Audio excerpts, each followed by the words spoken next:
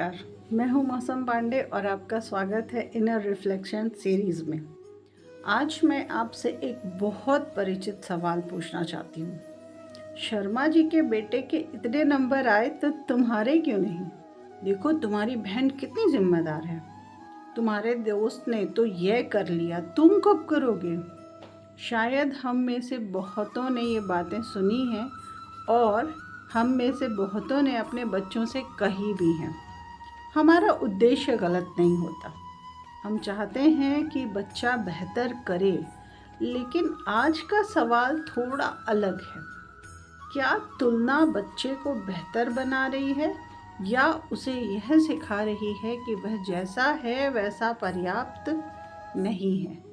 यहीं से शुरू होती है हमारी आज की इनर रिफ्लेक्शन। एक छोटी सी कहानी से शुरुआत करती हूँ। एक जंगल में दो पेड़ थे, एक आम का पेड़ और दूसरा गुलाब का पौधा। एक दिन आम के पेड़ ने गुलाब के पौधे से कहा, तुम्हारे पास मेरे जैसे फल क्यों नहीं हैं? गुलाब ने कहा, क्योंकि मैं गुलाब हूँ।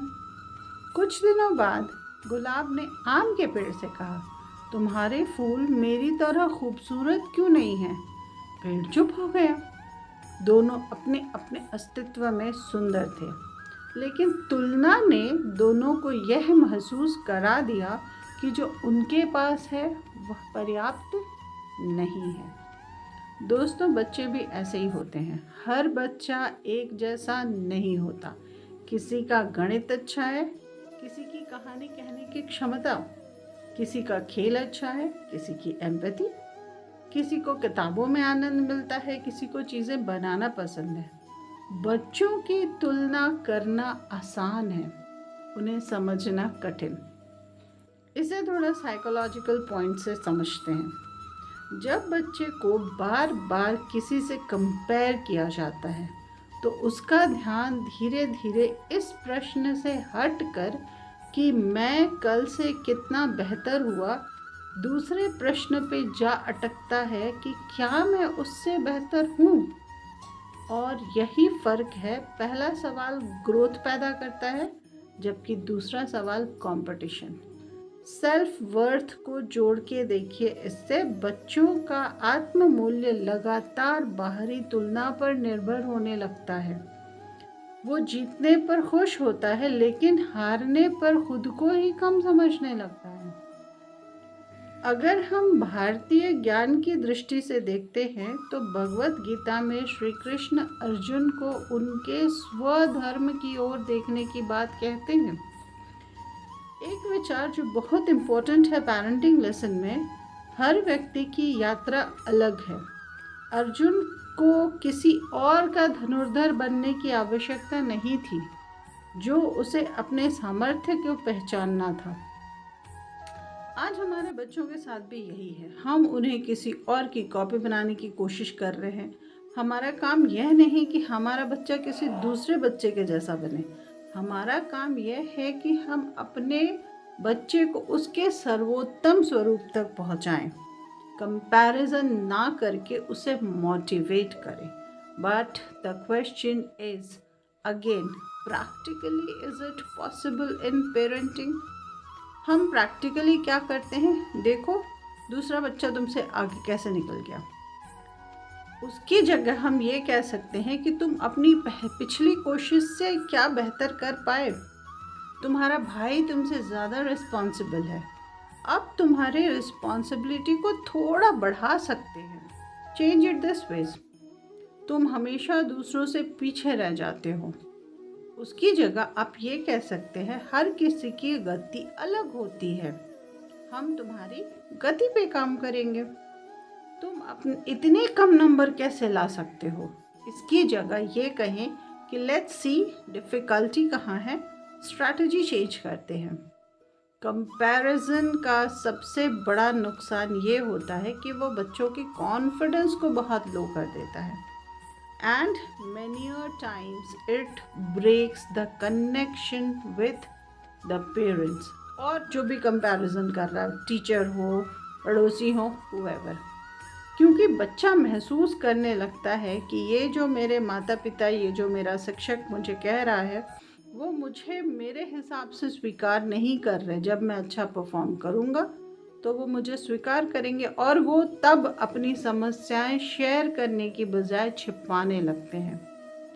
ये बात इमोशनल सेफ्टी की है जो हमने एपिसोड 8 में भी कवर की थी।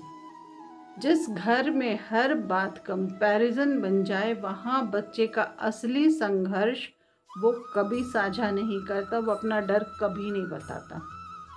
और एक बहुत बड़ा कंपैरिजन क्या है कि तुम उससे कम हो। It can be converted into a healthy competition. तुम क्या कल से बेहतर हुए? हम बच्चे के टेस्ट के मार्क्स उसके हाईएस्ट के साथ कंपेयर करते हैं। उससे बेटर है आप प्रीवियस टेस्ट के साथ कंपेयर करें। अपने आप से 5 सवाल पूछिए। क्या मैं अपने बच्चे की तुलना सबसे अधिक किससे करता हूँ? क्या मैं उसकी उपलब्धियों को पहचान बना देती हूँ? क्या उसकी कमज़ोरी देखती हूँ, यूनिक स्ट्रेंथ पहचानती हूँ? क्या मैं उससे पूछती हूँ कि तुमने क्या सीखा, या मैं उससे सिर्फ इतने पूछती हूँ कि कितने नंबर आए? और सबसे महत्वपूर्ण, अगर मेरे बच्चे को खुद की तुलना केवल कल वाले खुद से करनी हो तो वो किस दिशा में आगे बढ़ेगा? So today's practice is compare less, notice more. एक छोटा एक्सपेरिमेंट करके देखिए।